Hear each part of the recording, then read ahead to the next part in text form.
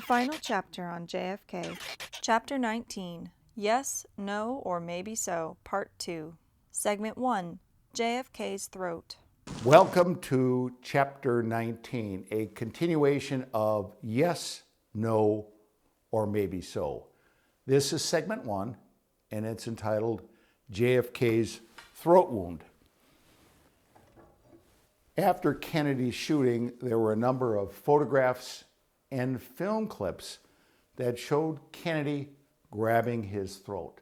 And with Kennedy grabbing his throat, a lot of people have made the claim that he had to have been shot from the front because that is the area of the body that he grabbed.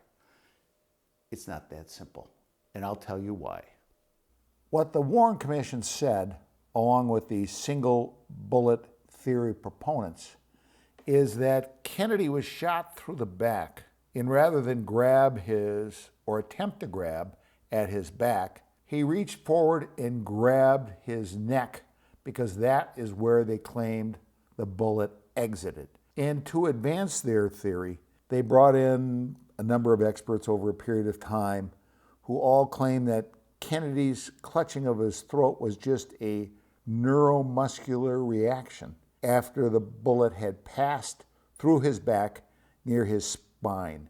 And they called it a Thornburg position.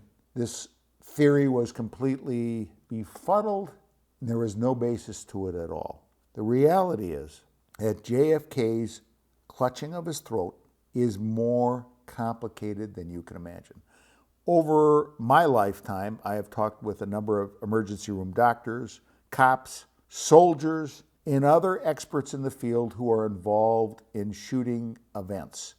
And they have all told me that because of the speed of the bullet and a person's reaction to being hit, they may or may not grab the first area of their body that was hit.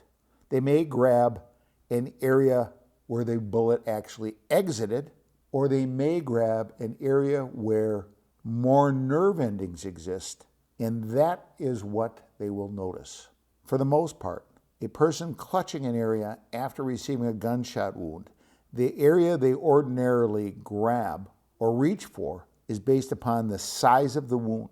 If a large chunk of tissue is torn out, even if it's an exit wound, you may grab for it. If there are more nerve endings in the area, you may grab for that, whether it's an entry or an exit wound. And of course, the more nerve endings, the more likely you're going to feel the bullet wound.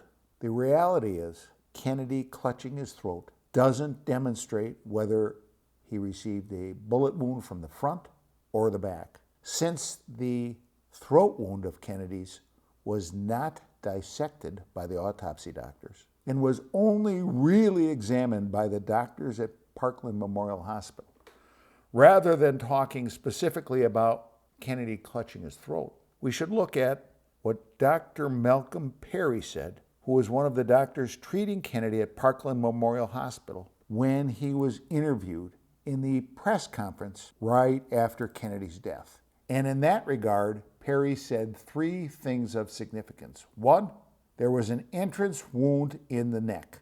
Two, it appeared that the bullet that hit Kennedy in the neck came from the front. And he reconfirmed that when he stated the wound appeared to be an entrance wound in the front of the throat. Yes, that is correct. So the reality is that JFK grabbing his throat doesn't necessarily prove that he was shot from the front versus the back.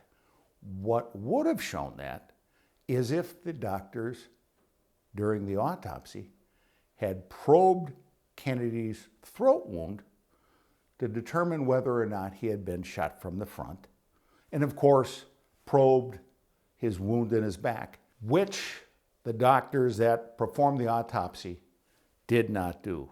Now, we do know that the doctors who were treating Kennedy at Parkland, specifically Dr. Malcolm Perry, during the press conference, stated publicly that Kennedy had been shot from the front and hit in his throat. But we cannot say with certainty because the autopsy was not done by the doctors at Bethesda, and they failed us on that. With that said, see you in the next segment.